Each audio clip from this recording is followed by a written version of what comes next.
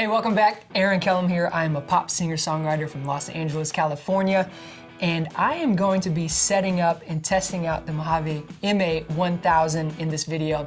If you haven't, go back. There's another video of me unboxing this. You'll get to see all its beauty from the moment that I take it out of the box. So if you haven't seen that, make sure to go back and check that out. But for this video, I'm gonna be setting it up and showing you some of the features of the Mojave MA-1000. All right, so I'm gonna put the shock mount on the stand here, and I'm still just really blown away by the craftsmanship of this shock mount. It really feels like something from outer space. It's such like easy adjustments, but you feel like if you're gonna tighten it, it's gonna stay really, really well, which is really impressive. And so kudos to the creator of that shock mount. That's the best I've ever seen. Super high quality. You can tell it's gonna do the job it was designed to do. Perfect. And then if I want to move it up and down, super easy. Adjust it right there. All right, now I'm going to put the MA-1000 into the shock mount. Again, this is just such a stunning microphone. It's got the pad on it, it's got the high pass filter on it, so you can adjust things as needed to kind of catch some things at the source, which is always great. And a condenser microphone like this. Just going to pop it in here. Tighten it up.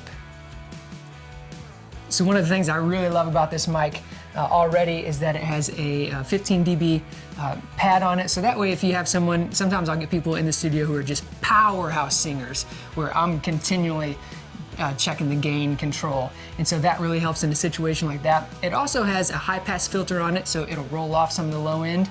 That's really helpful if you're somebody who does voiceover work, or you have a room that's got maybe an air conditioner on, something that's blowing at a really low hum. If you cut that out, put on the high pass filter, that'll help get some of those things at the source instead of trying to go in afterwards and clean it up with an EQ or something like that. So it's really great that you have those options to take care of things right here at the microphone. All right, next up we have the 20-foot Mojave microphone cable, which is provided. These are incredible cables. I don't know that you'll find much better. And so I'll go ahead and plug it in here at the microphone. It's perfect. It has a little spot where you know you're lining it up since it is multiple pins. You don't feel like you're crushing anything. All right, we're gonna run the microphone cable here to the Mojave provided power supply, just an AC operated power supply. So I'm gonna plug in the AC adapter first. One thing I love about this power supply, before even using it, you can change the polarity on it. So you can go to Omni, you can go to cardioid, you can go to figure 8. And a lot of the reviews I'm reading say that it's actually a really noticeable difference, and the best way to do it is to not even look at it when you're doing it and just kind of move it around. You can go in between cardioid and figure 8. You can go all the way to Omni. You have a lot of options of which way to select the polarity, which is really great. And so I'm excited to dive into that portion of it. So we'll plug in the microphone here into the microphone spot. And again, you can see it's got the logo on the top, so you know where you're plugging it into, so you're not ruining those pins.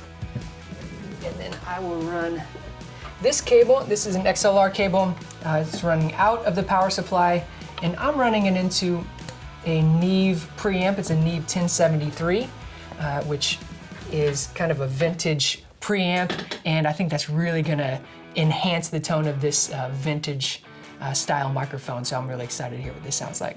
All right, the moment that I've been waiting for, I've been dying to test out this microphone. And so we're gonna do that right now. So I have polarity set at cardioid directly at 12 o'clock. So I'm gonna test that setting out first and just kind of dial it in from there.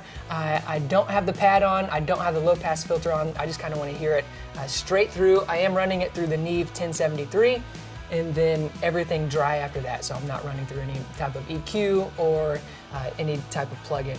So just straight through, and we're gonna see what it sounds like. There ain't no sunshine like they say. Every time she's gone away, I think I wanna hold you.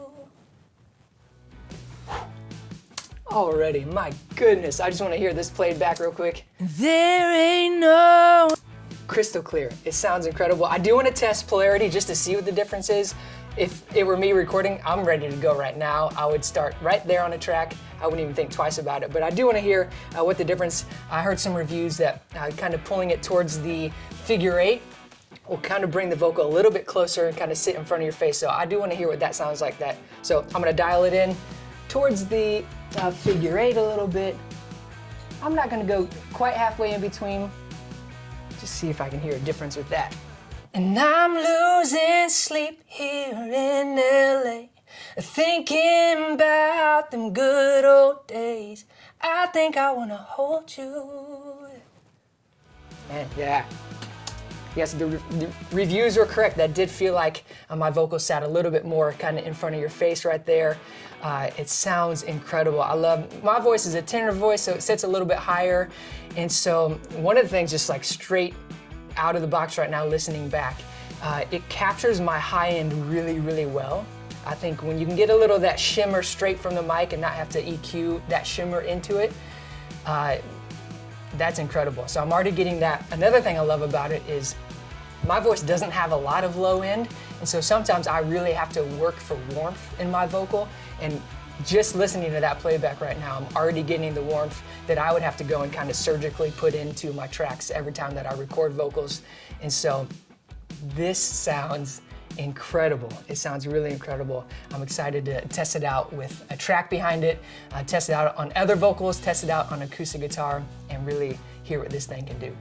So there it is. You got to see me set up the MA-1000. I got to do a little trial run on it, and already I am just kind of through the roof excited about this microphone. Just singing into it without any music behind me, without any type of EQ or compression on it, it sounded phenomenal. So I'm really excited to dive into this microphone. I'm also really excited to hear what it sounds like on an acoustic guitar. I've heard some really great reviews on what this sounds like on an acoustic guitar, so I'm excited to dive into that.